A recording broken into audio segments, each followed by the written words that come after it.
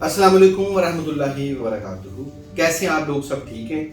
आप अक्सर लोग कहते हैं कि किंग साहब हम बैरून मुल्क में रहते हैं और इधर हमें चीज़ें मुयस्सर नहीं होती और मेडिसिन नहीं मंगवा सकते, हमें कोई ऐसा नुस्खा बता दें कि हम 2-4 चीज़ें लेके खुद बना लें। काम करने की वजह से थकावट हो जाती है, इसाबी कमज़ोरी हो जाती है, क्योंकि प्रदेश है, उधर खाना टाइम से नहीं खाया जाता और 12-12 घंटे 8 घंटे की ड्यूटी होती है, 2 घंटे जाने में 2 आने में लग जाते हैं, मुशक्क़त बहुत ज़्यादा है।